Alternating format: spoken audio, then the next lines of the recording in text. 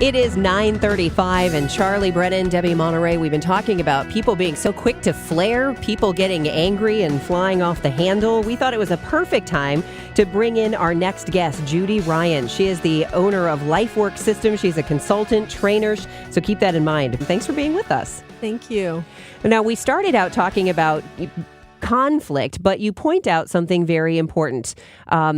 Let's talk about a workplace situation where even if you're not outwardly, say, arguing or fighting with your coworkers, there's always going to be that person who irritates people because they take credit for things that they didn't actually do, or they don't do anything and they, act all big shot, and people get annoyed with that. So how do you keep that from becoming a conflict? Yeah, there are many forms of misbehavior, not just conflict. The one that you're describing is that person that you feel like, who died and made you God, and you just want to take them down. But there's also the misbehavior of people that are underperforming, not following through on commitments. There's the misbehavior of people that are just kind of sucking energy out of you, out of wanting attention and sort of demanding attention. So there's lots of forms that misbehavior takes, and sometimes not always easily recognized. So what do you do in that situation? Because often people would think, well, I have to tell the boss, or the boss won't do anything. What do you do? Well, most people, whenever I ask these questions, I'll say to them, what do you think, say, and do when people annoy and irritate you, when they make you angry, when they hurt you, and when they make you feel put down, or they make you feel worried about them, all those different negative feelings? And most of the time the answer is, I either think negative things, or I'm saying negative things to them, or I'm saying negative things about them. So the problem is that most people don't know how to handle it without either being punishing or without being permissive and just sort of ignoring. And so the redirecting that I do is helping people have an alternative that's neither of those. So in the workplace, for example, one of the things that helps, if you have somebody that you're thinking, oh my gosh, this person comes in, they think they know it all, they're always taking credit for everything. The first thing to know is that even though they don't look discouraged, they actually are. They look arrogant, they look cold, they look callous, but they actually are discouraged in very significant ways. And so what's helpful about that particular pattern, which is one of 5, is that you are able to recognize what's the belief going on in that person, so I don't inadvertently collaborate with that negative belief that they have and make them worse, which is what most of us do. Give me an example of what you might say to somebody who is negative in the workplace or anywhere to redirect. Okay, well, I'll just give you an example of a particular pattern called the goal of revenge. The goal of revenge is a pattern when a person actually is in pain and they don't believe it's okay to be supported in that. And so they're doing things that are very shocking and hurtful. So I'll give you an example, even a personal one. I have a daughter that lives a couple doors down. And I went to her house one day and walked in and I said, guess what? I lost 3 pounds today, and she said, why are you always bragging about how much weight you lost? Well, in redirect, when somebody says something that's shocking and hurtful, the first reaction is to defend ourselves and take it personally, right? And there was this part of me that I could feel that shock and hurt. And I caught myself and I said, wow, that must really suck when I do that. That must feel terrible. And then the person will often do what's called upping the ante.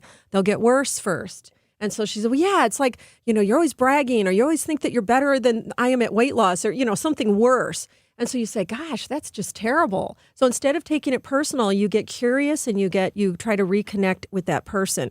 Wow, I didn't realize I was doing that. That must really hurt. And then what will happen is that person in the goal of revenge, if you stay with that close connection, they will start to express their own pain. Well, yeah, I'm going to this event this week and I haven't lost my baby fat and I can't fit into my outfit and all the people there are so gorgeous. And all of a sudden, she's crying and I'm saying, oh, honey, and then she goes, I don't know why I said that stuff about you. You don't brag. You're not, and it's not about the issue. It was about that state of discouragement.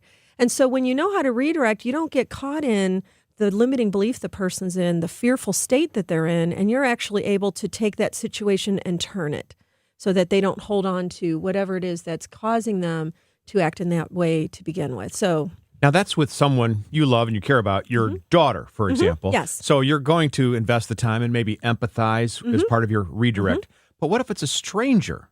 And you don't want to invest the time into learning about why he or she is negative towards you. Let's say you're a waitress, I'm your customer, and you say, may I take your order? And I say, we've been waiting here for 5 minutes. Right, right. So let's say they come across in some way that feels shocking or hurtful or provocative.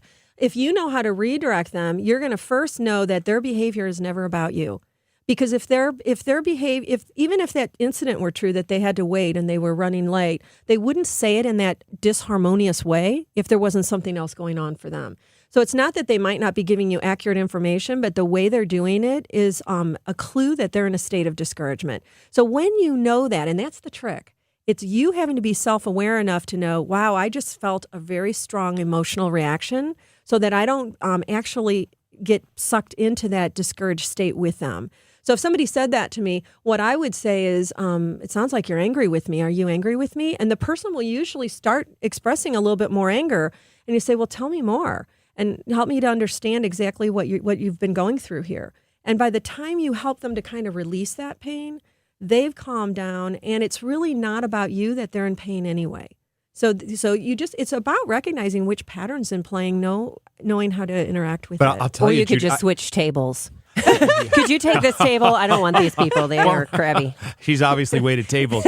But you know what? I would feel very odd if I encountered a stranger, someone I didn't know, in public, and they're angry at me, and I say, wow, you must be really angry. Tell me about that. Yeah, it happens to me a lot when I'm teaching this redirect because people all of a sudden start realizing that they've been contributing to the problems with people. And so they start getting, sort of discouraged about that.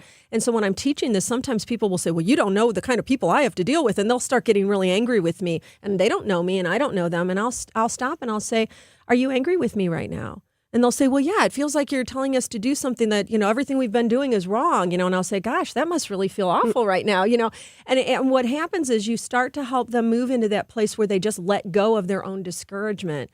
So it's not about it having to be somebody that you love and care about. It's really about knowing how to be self-aware and self-managing no matter what is coming at you. And it's a skill that people just have to understand and learn how to do. Judy Ryan is our guest, and her website is redirectingnegativebehavior.com, and she's got seminars on redirecting negative behavior. I think one of the things that really just struck me is because I have a loved one who takes everything very personally. Mm-hmm. Whatever anybody says, it could have absolutely nothing to do with him, and suddenly it's about him, and he gets angry. And I'll always say, you have to remember, it's usually never about you. It's not about you. When somebody says something, they're reacting to something in their own life, and it's usually not about you. Not if they're delivering it that way. Even if the information is accurate, like let's say you parked in somebody's parking spot and they're like, gosh, darn it, why did you park in my parking spot? That's so rude. If they're delivering the message that way, that's about a state of mind that they're in. And that's the hard thing for people to realize because they think, well, how could that person be discouraged? They don't look discouraged. They just look mean. They just look arrogant. But the discouragement that they feel is that somewhere in their life, they're not feeling empowered, they're not feeling lovable, they're not feeling connected, and they're not feeling that they can make a contribution in some way. And when any of those are missing for them, for any of us, that's when we'll act out from a place of discouragement. Well, why don't we invite some of our listeners to call in and lay it on the line and, give us your discouragement if you're not connected and lovable. Actually, you can role play because everybody listening to this program is pretty well balanced, and they have all the right. But there might be somebody who can use those theatrical skills. Call in and just give us some trouble. And we have never asked for this before, but we need to do it so that we can show you how to redirect. So we're going to ask you to give trouble to either Debbie or me, or to our guest, Judy Ryan, who is a professional at redirecting this kind of stuff. Yeah, or if you have a situation that you would like some help on, too, we'll take those calls, too. Absolutely. Real-world example, if there are any in our area. People around here are so decent in every way. It's hard to imagine they would need Judy's help, but they might. Judy Ryan is with Lifework Systems. She's a consultant and a trainer. All right, folks, now the burden's on you. Give us a call, 436-7900, and really lay into us. I mean, give it your best. 314-436-7900, 800-925-1120. Debbie Monterey and Charlie Brennan on KMOX. In studio with us is our guest who's trying to help us all to redirect negative behavior. And let's face it, when you're not ticked off by the people around you, life is much happier. Judy Ryan is our guest, and redirectingnegativebehavior.com is the website if you'd like to enroll in one of the workshops that she's doing. She's got 4 coming up this month, so you can get signed up for that. a lot of us have this bad habit, Judy, of we keep doing the same thing and it doesn't work, but we keep doing it anyway, Right. which is why we thought it'd be good to have you in. We do have some callers. David joins us right now.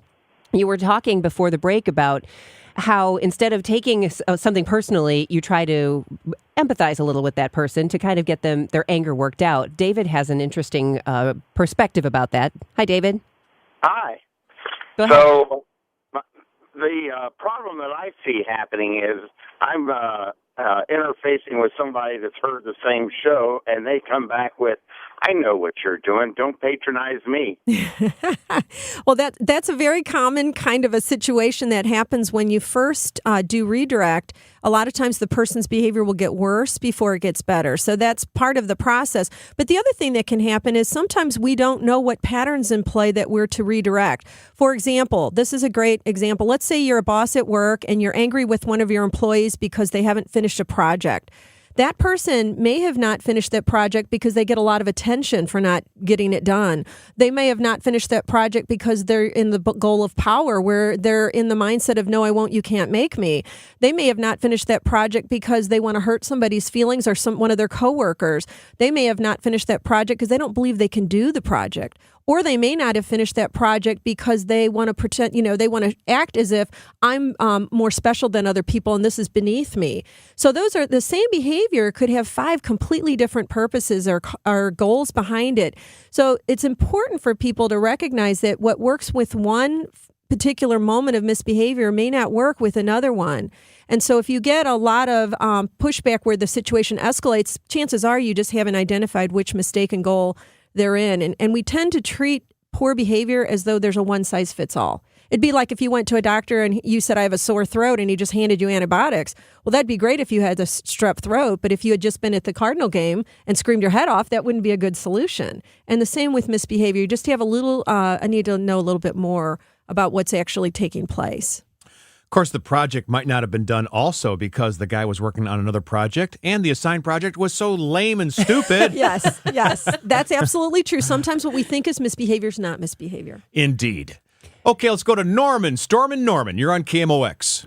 Yes, how you doing? I agree with everything you was talking about, redirect. I'm retired now, but I had incidents through the years dealing with people. In one incident, well, boss was picking on me. I'm not going to say he was racist. He was just picking on me off and on for over a month, 2 or 3 times a week. And other coworkers noticed that. And I thought about it. I said, he's going through some other emotional situation. I didn't want to say this, but I said it. I said, why are you mad at your wife? He got real quiet. You didn't have to bring her up. And he walked away. So he had other issues. Right. And he wanted to take it out on me. Right, exactly. You got people do that. Even that you talking about earlier in the road rage.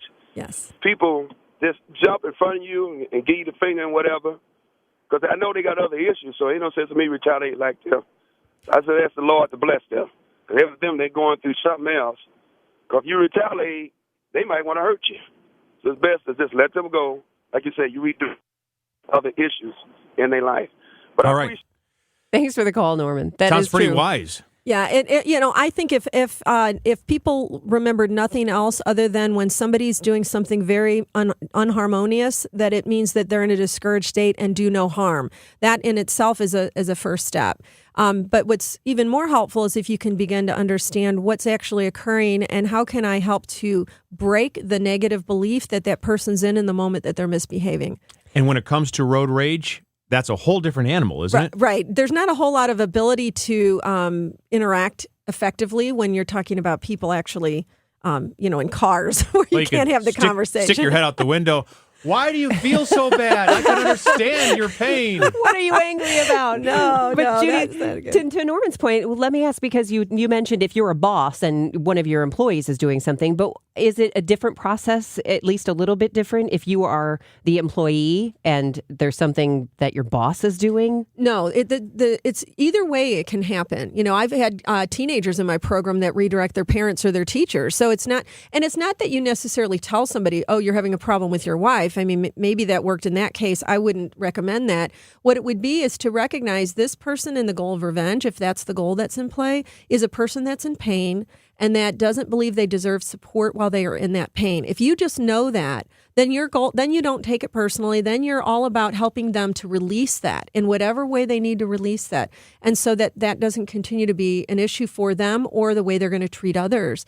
And so and what's really great about redirect is when you learn how to do it, it not only heals the relationship with the other person, but it heals parts of ourself that would do that same behavior.